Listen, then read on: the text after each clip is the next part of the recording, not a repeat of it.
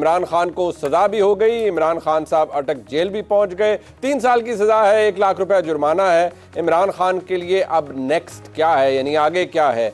क्या इमरान खान को जल्दी बेल मिल जाएगी इस्लामाबाद हाई कोर्ट से? क्या उनकी सजा मुअत्तल हो सकती है? ये वो तमाम सवालात हैं जो कि आपके जहन में है और मेरे जहन में भी है। लेकिन इसके बाद क्या, इमरान खान के लिए क्या यही कुछ था या और भी बहुत कुछ है जिसकी तैयारी मुकम्मल की जा चुकी है?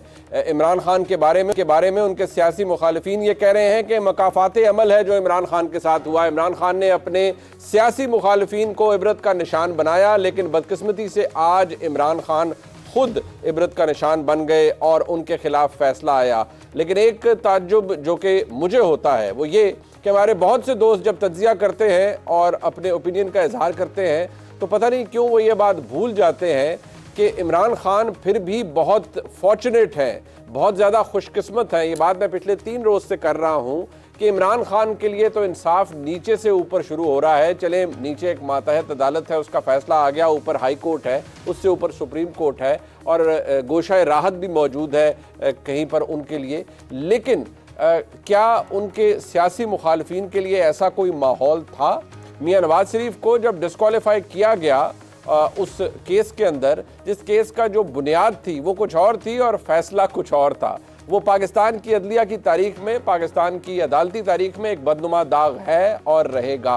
लेकिन दिलचस्प बात यह है उस फैसले के खिलाफ यानी नाअहली के खिलाफ कोई अपील नहीं हो सकती, आज तक नहीं हो सकती। कानून जरूर तब्दील कर लिया गया लेकिन इम्पैक्ट उसका अभी तक नहीं आया। इमरान खान साहब के लिए कोई मॉनिटरिंग जज ऊपर नहीं बैठा, जबकि मियां नवाज शरीफ के लिए मॉनिटरिंग जज साहब ऊपर बैठे थे। नीचे ट्रायल हुआ और ट्रायल जिस तरह से हुआ वो भी आपके सामने है। उसकी कलाई भी आने वाला वक्त खुलेगा। खाकसार पहले भी ये अर्ज करता रहा कि ये वो तमाम मामलात थे, वो केसेस थे जो कि हाई कोर्ट की स्टेज पर जाएंगे तो इनकी जो रिज़ल्ट है वो बड़ा मुख्तलिफ होगा। लेकिन यही सवाल मैं आज भी करता हूँ कि इमरान खान को जिस फैसले के तहत सज़ा मिली है, क्या उसमें बुनियादी इंसानी हुकूक को जहन में रखा गया? क्या इंसाफ के टच स्टोन्स के ऊपर, आइन और कानून के टच स्टोन्स के ऊपर वो केस आता है या नहीं? यानी एक जानिब इस्लामाबाद हाई कोर्ट ने परसों ये हुक्म दिया कि ट्रायल कोर्ट दोबारा मेंटेनेबिलिटी को डिसाइड करे और ना ट्रायल कोर्ट को रोका कि वो कोई फैसला कर सकती है या नहीं। इस हवाले से कोई कदगन नहीं थी ट्रायल कोर्ट पे। दूसरी तरफ इमरान खान के हक़ दिफा के हवाले से इस्लामाबाद हाई कोर्ट ने फैसला नहीं किया, रिजेक्ट भी नहीं की, एक्सेप्ट भी नहीं की और नोटिस जारी कर दिए अगले हफ्ते के लिए।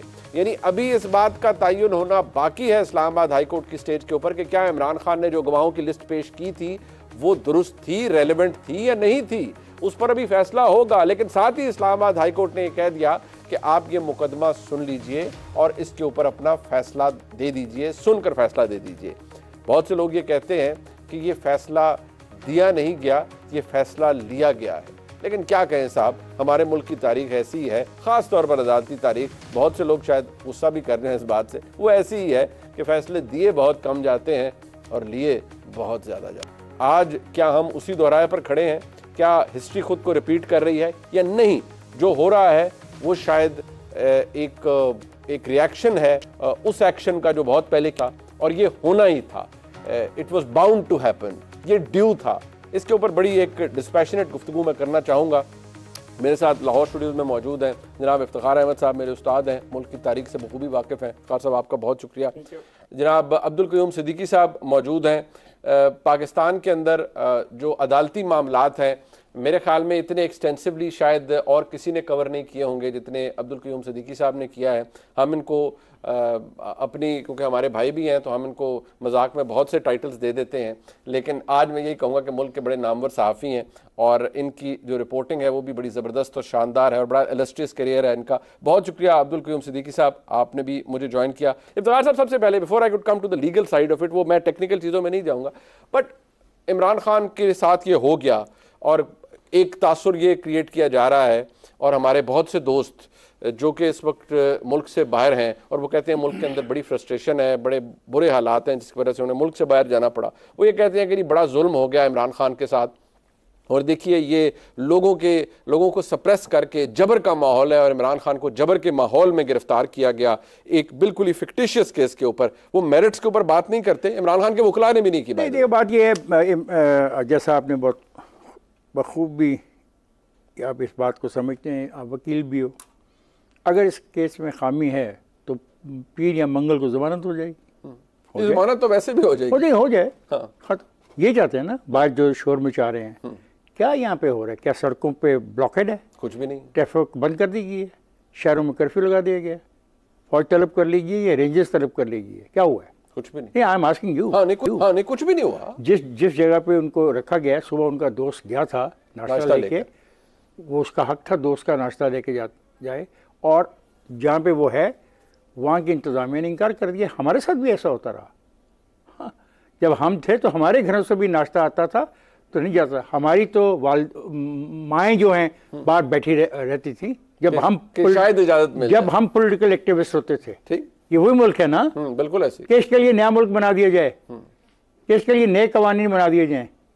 क्या इसने ये नहीं कहा था कि मैं वापस जाके एक आदमी का पंखा तो उतरवाऊंगा, एसी तो उतरवाऊंगा? कौन कह रहा था? वो वॉशिंगटन में कहा था, यूं हाथ फेर के मुंह पे कहा। कौन कह रहा था? Prime minister of Pakistan. वो कोई सुप्रीम जेल नहीं था। और वो डायस्पोरा से बात कर रहे थे, पाकिस्तानी डायस्पोरा जो यूएस में है उनके साथ बात कर रहे थे, और उनसे तालियां समेट रहे थे। वो सुप्रीम जेल नहीं था। हाँ। वो डिप्टी सुप्रीम जेल नहीं था। नहीं। वो वार्डन नहीं था किसी जेल का।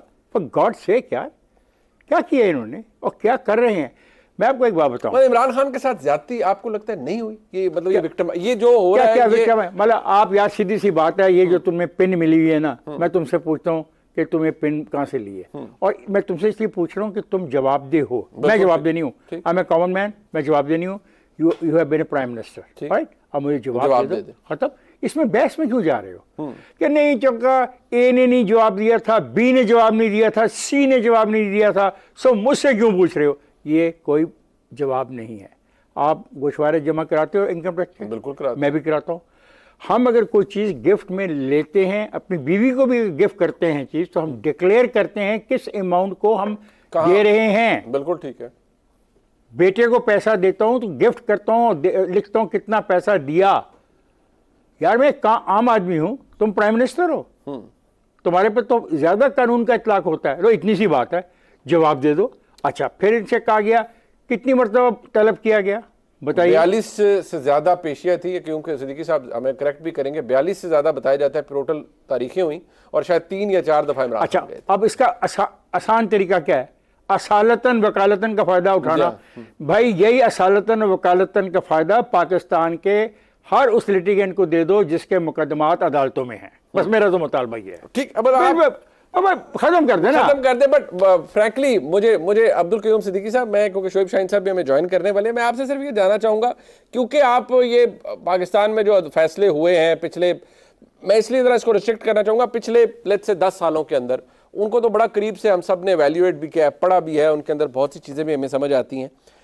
इमरान खान के खिलाफ हुमायूं दिलावर साहब की अदालत का फैसला, बहसियत एक सीनियर सहाफ़ी जिसने बहुत से मुकदमा देखे, पढ़े लिखे, फैसले भी सुन लिए, देख लिए, पढ़ लिए, आपको लगता है ये कानून और इंसाफ के मुताबिक हुआ है मुकम्मल तौर पर? और कहा जा रहा है वाज़े हक भी दिया गया दिफा का इमरान खान को, लेकिन उनके वकला ने दिफा नहीं किया, वो महज तकनीकी नुकात तक ही रहे। बिल्कुल, देखें, ये दिसंबर लास्ट ईयर शुरू हुआ था। आप ये देख लीजिए कि हम आपको भी पता है कि ये इलेक्शन एक्ट के जो सेक्शन है 190 सब क्लॉज 2 के तहत एक सेपरेट किस्म की प्रोसीडिंग्स है, जिसमें इलेक्शन कमीशन ऑफ पाकिस्तान ने जाके जो है वो सेशंस कोर्ट को ये भिजवाया। अब वहाँ पे जाहिर है इनका हक था ये जुरिस्डिक्शन को चैलेंज करते, उसके ऊपर कई मरतबा उन्होंने किया, और हर मरतबा जो है वो मामला इनके पास आया वापस। और फिर और भी इसके अलावा जज की पोस्ट के ऊपर, फेसबुक पोस्ट के ऊपर, जब आपने जज के कंडक्ट के ऊपर उस वक्त लगाया जबकि ट्रायल जो है वो कमेंस हो चुका हुआ था, और 10 या 12 मई को जो है वो कि ये सारी किस्म के ऑब्जेक्शंस लिए गए। वो ऑब्जेक्शंस वहाँ पे भी सुने गए, रिजेक्ट हुए, फिर उसके बाद हाई कोर्ट के अंदर गए। हाई कोर्ट के अंदर भी FIA की रिपोर्ट आई और एफिडेविट के ऊपर वो इल्ज़ामात, आपको पता है ये सारी चीज़ें हैं। बिल्कुल ठीक। और ट्रायल जो है वो मुदाखलत ये सुप्रीम कोर्ट तक गए। सुप्रीम कोर्ट के अंदर भी वहाँ पे भी जो बेंच था जस्टिस याया अफरीदी पर मुश्तमिल, जस्टिस मुसर्रत हिलाली, मतलब ये वो जज साहिबान हैं कि जिनके हवाले से बड़ी एक इम्पैकेबल रेपुटेशन जो है वो है कि वो किसी भी तरह से किसी भी साइड पे नहीं, कानून के मुताबिक और उसके ऊपर चलते हैं। वहाँ पे भी अदालत ने कहा हम मुदाखलत नहीं करेंगे। हाई कोर्ट में जब चीज़ें मामलात हों तो जाहिर है सुप्रीम कोर्ट नहीं करती, और फिर ट्रायल हमने नहीं देखा कि ट्रायल कभी जो है वो रोका गया हो। तो इसमें जहाँ पर आप ये देखेंगे, अगर इसको पनामा ट्रायल से और इससे अगर आप कंपेयर करें, तो जैसे आपने पहले कहा था कि वो तो शुरू ही वहाँ से सुप्रीम कोर्ट ऑफ पाकिस्तान से हुआ था और सब कुछ बांध के और जो है वो नीचे फेंक दिया गया था। लेकिन इमरान खान साहब वाकईतन एक खुशकिस्मत हैं कि उनका एक जो ड्यू प्रोसेस है, जो फेयर ट्रायल का हक है, वो मिल रहा है कि उनके मुकदमात निचली अदालतों से शुरू हो रहे हैं और सुप्रीम कोर्ट तक पहुँचते पहुँचते एक नया जो है वो उनके पास बहुत सारे मौके हैं अपनी डिसक्वालिफिकेशन को ख़त्म करने के हवाले से या अपनी इनोसेंस उसको जाहिर करने के हवाले से। ठीक, अच्छा, लेकिन यहाँ पे ये मेरा ख्याल ये पहला केस है किसी भी पार्लियामेंटेरियन का कि जिसको इस तरह से ड्यू प्रोसेस के जरिए, अब सिंपल सी बात थी, उसको मेरिट के ऊपर अगर आप केस नहीं लड़ सकते थे, आप इतने मेटिकुलस हैं कि अपनी जो गोशवारे हैं उसमें 4 बकरियों का तो आप तवातुर से जिक्र करते हैं, लेकिन जब लाखों करोड़ों रुपए के जो लेन देन है उसको अगर आप जाहिर ना करें तो जाहिर है सस्पिशन तो है, और मुल्क का सबसे महंगा तरीन वकील हो और फिर आपको एक हद, जब इस्लामाबाद हाई कोर्ट में राना इब्रार ने ये सारा कुछ किया था तो नेशनल सिक्योरिटी का आपने इसको इशू बना दिया था। बिल्कुल ठीक, तो मामला तो संगीन था।